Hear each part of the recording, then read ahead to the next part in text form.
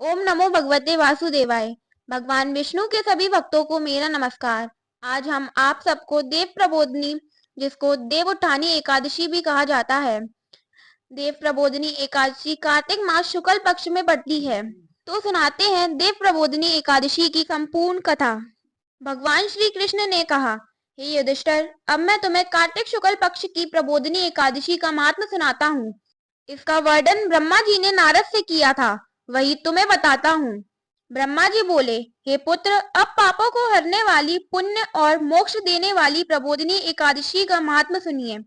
इस एकादशी के दिन भगवान विष्णु 4 महीने शयन करने के पश्चात जागते हैं, इसीलिए इसे देवोत्थान एकादशी भी कहते हैं। धार्मिक श्रद्धालु इस दिन तुलसी व शालग्राम का विवाह आयोजित करते हैं। पृथ्वी पर गंगा तथा तीर्थ समुद्रों सरोवर का प्रभाव तभी तक रहता है जब तक कि देव प्रबोधिनी एकादशी तिथि आती है। इस एकादशी के व्रत का फल 1000 अश्वमेघ और 100 राजसूय यज्ञों के बराबर होता है। नारद जी ने पूछा, हे पितामह, एक समय भोजन करने, रात्रि को भोजन करने तथा सारे दिन उपवास करने से क्या फल मिलता है, सो आप विस्तार पूर्वक समझाइए। ब्रह्मा जी बोले, हे पुत्र, एक बार भोजन करने से 1 जन्म और रात्रि को भोजन करने से 2 जन्म का तथा पूरे दिन उपवास करने से 7 जन्मों के पाप नष्ट होते हैं। जो वस्तु तीनों लोकों में ना मिल सके, वह हरि प्रबोधिनी एकादशी से प्राप्त हो जाती है। इस एकादशी के व्रत का प्रभाव से मेरु और मद्राचल के समान भारी पाप भी नष्ट हो जाते हैं तथा अनेक जन्मों के पाप भी क्षण भर में भस्म हो जाते हैं। इस प्रबोधिनी एकादशी का विधि पूर्वक व्रत करने पर मनुष्य को ऐश्वर्य, संपत्ति, राज का वैभव प्राप्त होता है। उनके पितृ नरक के दुखों से छुटकारा पाकर देवलोक को जाते हैं। विधि पूर्वक थोड़ा सा पुण्य कर्म अनंत का फल देता है, परंतु विधि रहित व्रत चाहे अधिक किया जाए तो भी उसका फल कुछ नहीं मिलता।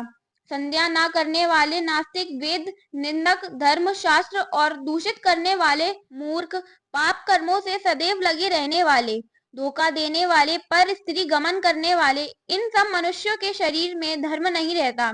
जो विधवा अथवा सदवा ब्राह्मणी से भोग करते हैं, वे अपने कुल सहित नष्ट हो जाते हैं, पर स्त्रीगमी के संतान नहीं होती और उसके पूर्व जन्म के संचित सब अच्छे कर्म नष्ट हो जाते हैं। जो गुरु और ब्राह्मणों से अहंकार युक्त बात करता है, उसका पुण्य भी शीघ्र नष्ट हो जाता है और उसके धन संतान नहीं होती। भ्रष्टाचार करने वाला, चांडाली से भोग करने वाला, दुष्ट की सेवा करने वाला और जो नीच मनुष्य की सेवा करते हैं या संगति करते हैं, यह सब पाप हरि प्रबोधिनी के व्रत से नष्ट हो जाते हैं।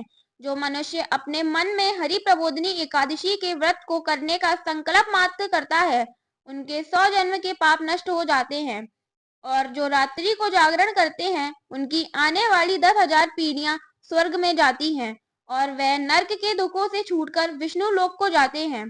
ब्रह्म हत्या आदि महान पाप भी इस व्रत के प्रभाव से नष्ट हो जाते हैं। जो फल समस्त तीर्थों में स्नान करने, गौ, स्वर्ण और भूमि का दान करने से होता है, वही फल प्रबोधिनी एकादशी की रात्रि को जागरण से मिलता है। हे मुनि शार्दुल, इस संसार में उसी मनुष्य का जीवन सफल है जिसने हरि प्रबोधिनी एकादशी का व्रत किया है। इस संसार में जितने भी तीर्थ हैं, उन सबके स्नान दानादि का फल इस व्रत से मिलता है। अतः और सब कर्मों का त्याग कर भगवान के प्रसन्नार्थ कार्तिक शुक्ल हरि प्रबोधिनी का व्रत करना चाहिए। जो व्यक्ति इस एकादशी के व्रत को करता है, वही ज्ञानी, तपस्वी तथा जितेंद्रिय है और उसी को भोग तथा मोक्ष प्राप्त होता है, क्योंकि यह विष्णु को अत्यंत प्रिय, मोक्ष के द्वार को बताने वाली तथा उसके तत्व का ज्ञान देने वाली है। इसका एक बार ही व्रत करने से मनुष्य मोक्ष का अधिकारी हो जाता है। मन, कर्म, वचन तीनों प्रकार के पाप इस रात्रि को केवल जागरण करने से नष्ट हो जाते हैं।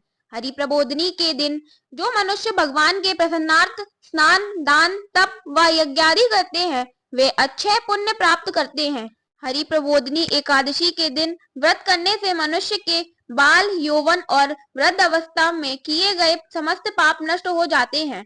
इस एकादशी को रात में जागरण का फल चंद्र सूर्य ग्रहण के समान स्नान करने से 1000 गुना अधिक होता है। अतः हे नारद, तुमको भी विधि पूर्वक यत्न के साथ इस व्रत को करना चाहिए। जो कार्तिक मास में धर्म परायण होकर अन्न नहीं खाते हैं, उन्हें चंद्रयान व्रत का फल प्राप्त होता है। कार्तिक मास में भगवान दान आदि से इतने प्रसन्न नहीं होते जितने की शास्त्रों की कथाओं को सुनने से होते हैं। कार्तिक मास में जो मनुष्य भगवान विष्णु की कथा का एक या आधा श्लोक भी पढ़ते, सुनते या सुनाते हैं, उन्हें 100 गोदान का फल मिलता है। अतः अन्य सब कर्मों को छोड़कर कार्तिक मास में कथा पढ़नी या सुनानी चाहिए। जो कल्याण के लिए कार्तिक मास में हरि कथा कहते हैं, वे सारे कुटुंब का क्षण मात्र में उद्धार कर देते हैं। जो नियम पूर्वक हरि कथा सुनते हैं, वे 1000 गोदान का फल पाते हैं। भगवान विष्णु के जागने के दिन जो भगवान की कथा सुनते हैं, वे 7 दीपों समेत पृथ्वी के दान करने का फल पाते हैं। जो मनुष्य भगवान की कथा को सुनकर कथावाचक को अपनी सामर्थ्य के अनुसार दक्षिणा देते हैं, उनको सनातन लोक मिलता है। ब्रह्मा जी की यह बात सुनकर नारद मुनि ने कहा, भगवान, एकादशी के व्रत की क्या विधि है? कैसा व्रत करने से क्या फल मिलता है, वह भी विस्तार पूर्वक कहिए। ब्रह्मा जी कहने लगे, हे नारद, ब्रह्म मुहूर्त में जब 2 घड़ी रात्रि रह जाए, तब उठकर शौच आदि से निवृत्त होकर दंत धावन आदि करें। उसके बाद नदी, तालाब, कुआं, बावड़ी या घर में ही स्नान आदि करें। फिर भगवान की पूजा करके कथा सुने और फिर व्रत का नियम ग्रहण करना चाहिए।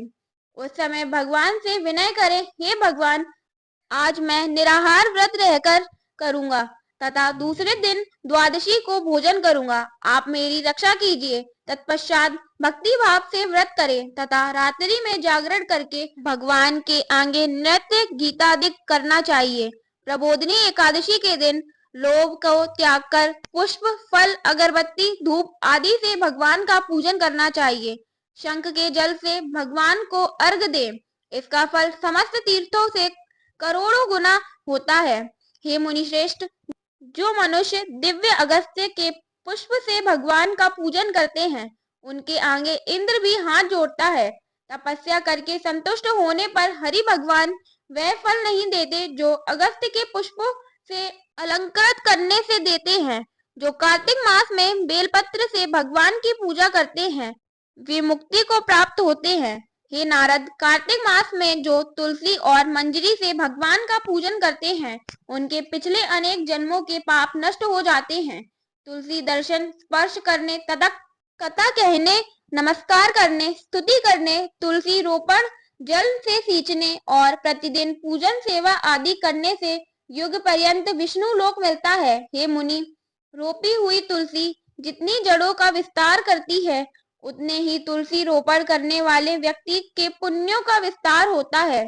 जो कदम्ब के पुष्पों से हरि का पूजन करते हैं, वे भी कभी यमलोक में नहीं जाते। जो गुलाब के पुष्पों से भगवान का पूजन करते हैं, उन्हें अनंत पुण्य मिलता है।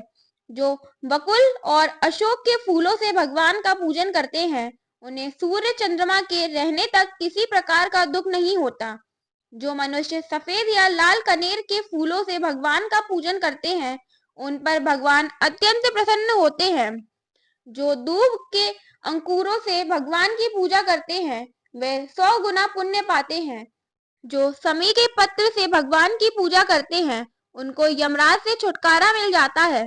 जो वर्षा ऋतु में भगवान का चंपा के फूलों से पूजन करते हैं, उनको पुनर्जन्म से मुक्ति मिल जाती है।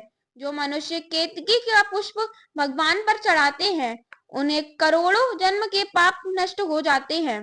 जो मनुष्य पीले रक्त वर्ण के कमल के पुष्प से भगवान का पूजन करते हैं, उनको श्वेत दीप में स्थान मिलता है। इस प्रकार रात्रि को भगवान का पूजन कर प्रातः काल होने पर उठकर नदी पर जाए और वहां स्नान, जाप तथा प्रातः काल के कर्म करके घर पर आकर विधि पूर्वक भगवान केशव का पूजन करें। व्रत की समाप्ति पर विद्वान ब्राह्मणों को भोजन कराएं और दक्षिणा देकर क्षमा याचना करें। इसके पश्चात भोजन, गौ और दक्षिणा देकर गुरु का पूजन करें। ब्राह्मणों को दक्षिणा देवे और जो चीज व्रत के आरंभ में छोड़ने का निश्चय किया था, वह ब्राह्मणों को दे। रात्रि में भोजन करने वाला मनुष्य ब्राह्मणों को भोजन कराए और स्वर्ण सहित बैल का दान करे। आंवले से स्नान करने वाले मनुष्य को दही और शहद का दान करना चाहिए। जो मनुष्य फलों को त्यागे वह फल का दान करे। तेल छोड़ने पर घृत और घृत छोड़ने पर दूध, अन्न छोड़ने पर चावल का दान दिया जाता है। जो भूमि शयन का व्रत लेते हैं उनको शय्या दान तथा तुलसी सब सामग्री सहित देनी चाहिए। पत्ते पर भोजन करने वाले को स्वर्ण का पत्ता घृत सहित देना चाहिए। मौन व्रत धारण करने वाले को ब्राह्मण और ब्राह्मणी को घृत तथा मिठाई का भोजन कराना चाहिए। बाल रखने वाले को दर्पण, जूता छोड़ने वाले को एक जोड़ा जूता, नमक त्यागने वाले को शक्कर दान करनी चाहिए। मंदिर में दीपक जलाने वाले को तथा नियम लेने वाले को व्रत की समाप्ति पर ताम्र अथवा स्वर्ण के पात्र पर घृत और बत्ती रखकर विष्णु भक्त ब्राह्मण को दान देना चाहिए। एकांत व्रत में 8 कलश वस्त्र और स्वर्ण से अलंकृत करके दान करना चाहिए। यदि यह भी ना हो सके तो इनके अभाव में ब्राह्मणों को सत्कार सब व्रतों की सिद्धि देने वाला कहा गया है। इस प्रकार ब्राह्मण को प्रणाम करके विदा करें।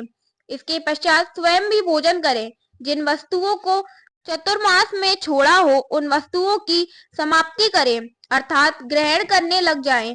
हे राजन, जो बुद्धिमान इस प्रकार विधि पूर्वक व्रत करते हैं उन्हें अनंत फल मिलता है और वह अंत में स्वर्ग को जाते हैं। जो मनुष्य चतुर्मास व्रत निर्विघ्न समाप्त करते हैं वे कृतकृत्य हो जाते हैं और फिर संसार में जन्म नहीं लेते। यदि व्रत भ्रष्ट हो जाए तो व्रत करने वाला अंधा या कौड़ी हो जाता है। भगवान कृष्ण ने कहा कि राजन, जो तुमने पूछा था वह मैंने बतलाया। इस कथा को पढ़ने तथा सुनने से गोदान का फल प्राप्त होता है। फलाहार, इस दिन कांचरे का सागर लिया जाता है। कांचरा, मेवा, दूध, दही, सिंगाड़ा, आलू तथा फल आदि लिए जा सकते हैं। इस कथा को सुनने के लिए आप सभी का धन्यवाद। जय श्री हरि। अब सुनेंगे एकादशी व्रत की आरती। ओम जय एकादशी, जय एकादशी, जय एकादशी माता। विष्णु पूजा व्रत को धारण कर शक्ति मुक्ति पाता। ओम जय एकादशी माता, तेरे नाम गिनाऊं देवी। भक्ति प्रदान करनी, मैया भक्ति प्रदान करनी। गुण गौरव की देवी माता, शास्त्रों में वर्णी। ओम जय एकादशी माता, मार्गशीर्ष के कृष्ण पक्ष में उत्पन्ना होती, मैया उत्पन्ना होती। शुक्ल पक्ष में मोक्षदायिनी, पापों को धोती। ओम जय एकादशी माता, पुष मास के कृष्ण पक्ष की सफला नाम कहे, मैया सफला नाम कहे। शुक्ल पक्ष में होए पुत्रदा, आनंद अधिक रहे। ओम जय एकादशी माता, नाम षट तिला माघ मास में कृष्ण पक्ष आवे, मैया कृष्ण पक्ष आवे। शुक्ल पक्ष में जया कहावे, विजय सदा पावे। ओम जय एकादशी माता, विजय फागुन कृष्ण पक्ष में शुक्ला आमल की, मैया शुक्ला आमल की। पाप मोक्षनी कृष्ण पक्ष में चैत्र मास बल की। ओम जय एकादशी माता, चैत्र शुक्ल में नाम कामदा, धन देने वाली, मैया धन देने वाली। नाम बरूथनी कृष्ण पक्ष में वैशाख महावाली। ओम जय एकादशी माता, शुक्ल पक्ष में होए मोहिनी, अपराजेठ कृष्ण पक्षी, मैया अपराजेठ कृष्ण पक्षी। नाम निर्जला सब सुख करनी, शुक्ल पक्ष रखी। ओम जय एकादशी माता, योगिनी नाम आषाढ़ में जानो, कृष्ण पक्ष वरनी, मैया कृष्ण पक्ष वरनी। देव शयनी नाम कहायो, शुक्ल पक्ष धरनी। ओम जय एकादशी माता, कामिक श्रवण मास में आवे, शुक्ल पक्ष कहिए, मैया शुक्ल पक्ष कहिए। श्रावण शुक्ल में होए पुत्रदा, आनंद से रहिए। ओम जय एकादशी माता, अजाभाद प्रद कृष्ण पक्ष की पर्वतनी शुक्ला मैया पर्वतनी शुक्ला इंदिरा आश्विन कृष्ण पक्ष में व्रत से भव सागर निकला। ओम जय एकादशी माता पापा कुंशा है शुक्ल पक्ष में पाप हरन हारी मैया पाप हरन हारी। रमा मास कार्तिक में आवे सुखदायक भारी। ओम जय एकादशी माता देवोत्थानी शुक्ल पक्ष की दुख नाशक मैया मैया दुख नाशक मैया। लौंद मास की करू विनती पार करो नैया। ओम जय एकादशी मैया शुक्ल लौंद में होए पद्मिनी दुख दारिद हरनी मैया दुख दारिद हरनी। परमा कृष्ण पक्ष में होती जन मंगल करनी। ओम जय एकादशी माता जो कोई आरती एकादशी की भक्ति सहित गावे मैया भक्ति सहित गावे। जन रघुनाथ स्वर्ग का वासा निश्चय वह पावे। ओम जय एकादशी माता ओम जय एकादशी जय एकादशी जय एकादशी माता। विष्णु पूजा व्रत को धारण कर शक्ति मुक्ति पाता। ओम जय एकादशी माता। बोलिए लक्ष्मी नारायण की जय। जय श्री हरि। राधे राधे।